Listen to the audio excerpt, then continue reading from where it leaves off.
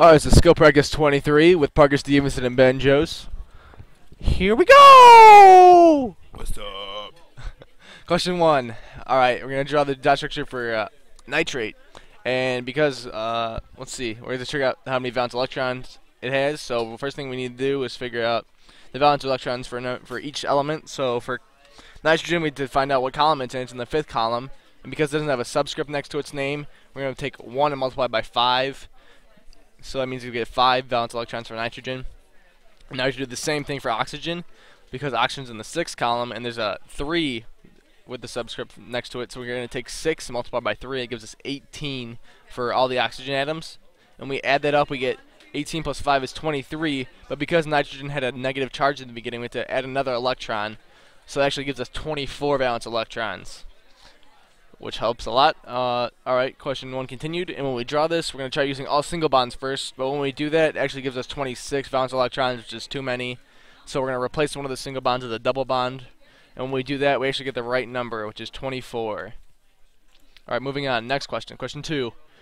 How we're going to do the same thing here. So in order to figure out how many valence electrons each element has, we have to figure out what column it's in, multiply by the subscript next to their letter. So for carbon, it's in the 4th column. And because it doesn't have a subscript next to its name, that means it's a subscript of 1. So we take 1 multiplied by 4. That means it gives us 4 valence electrons for carbon.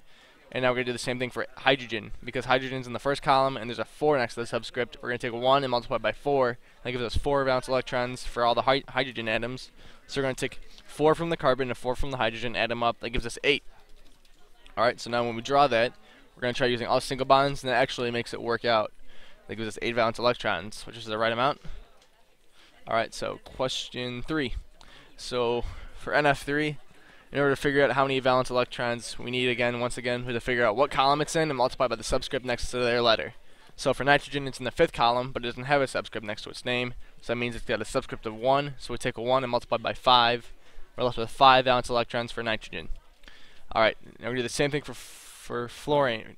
So because fluorine's in the 7th column, we take 7 and multiply by the subscript next to its name, which is 3. So we take 7 and multiply by 3. That gives us 21. So then 21 valence electrons from fluorine plus the 5 from nitrogen, and that gives us 26. And when we draw that structure, we're going to use all single bonds. And when we do that, it actually works. It gives us 26 valence electrons with a lone pair above nitrogen, which means we're left with 26 valence electrons, which is the right amount.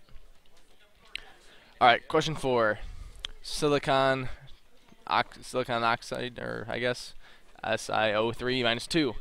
In order to figure out how many valence electrons, again, we're going to have to figure out what column each element is in and the subscript next to their name. Alright, so for silicon, it's in the 4th column, but it doesn't have a subscript next to its name, so it means it's got a subscript of 1. So we take 1 and multiply by 4, and we're left with 4 valence electrons for silicon. And now we do the same thing for oxygen. Because oxygen is in the 6th column, we take 6 and multiply by the subscript, which is 3. And we take 6, when we multiply 6 and 3, it gives us 18 valence electrons for all the oxygen atoms. And now we add up the number of valence electrons from silicon and oxygen. So we take 18 and 4 and add them up, and gives us 22. But because SiO3 had a negative 2 charge in the beginning, that means we have to add another negative 2 or 2 more electrons to it, because electrons have negative charge. So we're going to take 22 plus 2, which is actually 24. And when we do that, when we draw it, actually, we're going to try using all single bonds first once again. And that actually gives us 26 valence electrons, which is too many. So now we'll try using 1 double bond.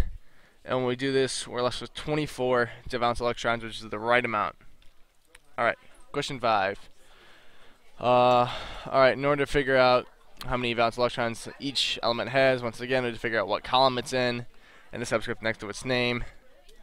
So we multiply 1 by 5, and we're left with 5 valence electrons for nitrogen.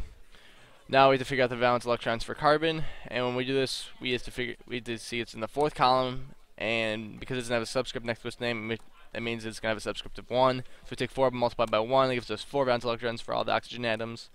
And now we have to do this for the valence electrons of hydrogen. Because hydrogen is in the 1st column, we take 1 and multiply by the subscript next to hydrogen, which is 1.